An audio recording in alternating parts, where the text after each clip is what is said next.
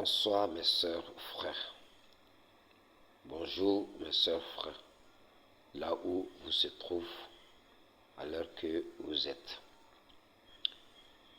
Je parle un peu de ce sujet, je m'ai un peu distingué, voilà, j'ai envie de partager un peu avec vous si vous m'écoutez. Je parle quand on est en difficulté et quand on est réussi sur cette terre ou à l'au-delà. Raison pour laquelle aujourd'hui j'ai envie de parler un peu quelque chose que je regardais sur Facebook particulièrement. En fait, je voulais dire que lorsque un homme ou une femme qui souffre, ça veut dire que, par exemple, tu viens en Europe, tu n'as personne, tu souffres. Souvent même, tu as des parents, tu as des amis, ils se cachent. Souvent, tu souffres dans le froid. Tu n'as même pas à manger, ou à dormir, ou à te doucher. Et tu souffres comme ça. Mais les gens, ils t'ignorent. Je l'ai dit dans une vidéo où j'ai parlé que si cette heure qu'on vit, le malheur vient avec quelque chose. Mais attention, en un bon sens. Ça veut dire que faut pas parce que je souffre et que j'ai à faire du mal aux gens et ce que je les ai fait, ça m'a attrapé et que je suis en train de souffrir. Ça n'a rien à voir avec quelqu'un qui souffre naturel de la volonté de Dieu. Ça veut dire quelqu'un qui va à l'étranger pour aller chercher quelque chose ou le meilleur pour sa famille. Il vient, soit il a des connaissances, il pouvait lui donner un coup de main, soit il a la famille, il pouvait lui donner un coup de main, mais personne ne pense à donner un coup de main à cette personne. Mais vous savez bien que Dieu, les gens que Dieu aime sur cette terre, c'est des gens qui souffrent dans les graines.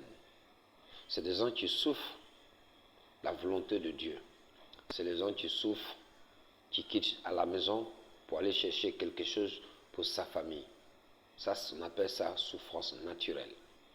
Mais, soit j'ai frappé ma femme, au moins exclu au dehors, c'est pas la même chose.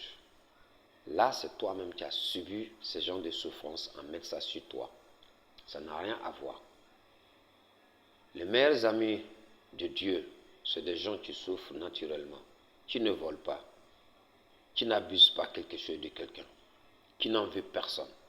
Il vit sa vie. Mais néanmoins, si tu viens lui donner un coup de main, il va prendre.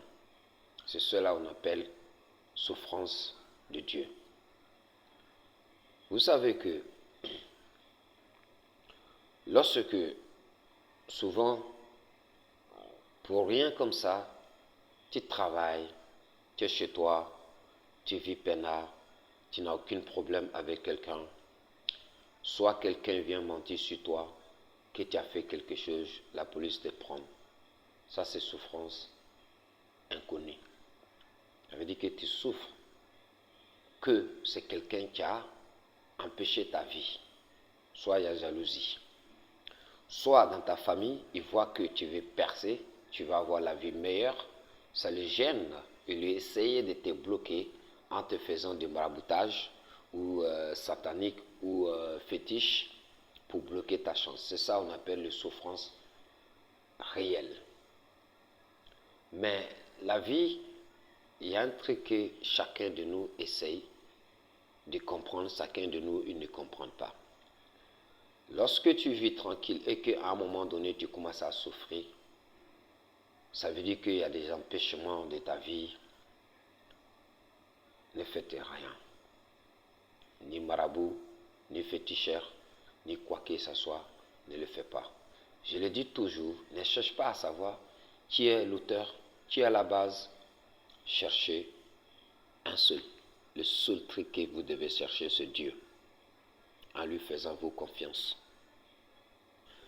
te soumettre, à respecter aux uns aux autres, malgré que, particulièrement, ce que les gens t'ont offert, essaye d'aller doucement. Dieu ne t'a pas oublié. Dieu n'abandonne personne sur cette terre. Par exemple, les gens que vous voyez souvent, ils sont fous, ils sont folles, ça dépend.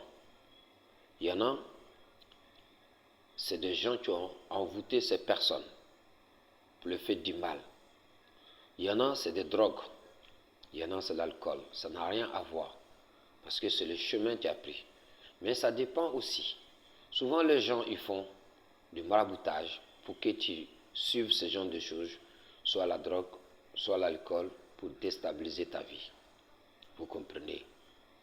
Mais si que un homme ou une femme qui travaille, qui a chez lui, il gagne sa vie meilleure, à un moment donné, il a perdu tout ce qu'il a, il commence à souffrir, mais il est en bonne santé, bon état. Il ne vole pas, il ne fait pas du mal, il commence à travailler un peu, dans son difficulté. Ça veut dire que Dieu a fait quelque chose pour toi. Lorsque Dieu il veut t'appeler envers lui, il te fait subir quelque chose pour que tu puisses intégrer dans la voie de Dieu.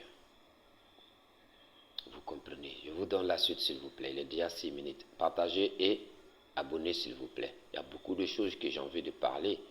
Je sais que ça va vous intéresser un jour. Peut-être il y a des gens qui ont eu à passer de ces moments difficiles. C'est pour cela abonnez.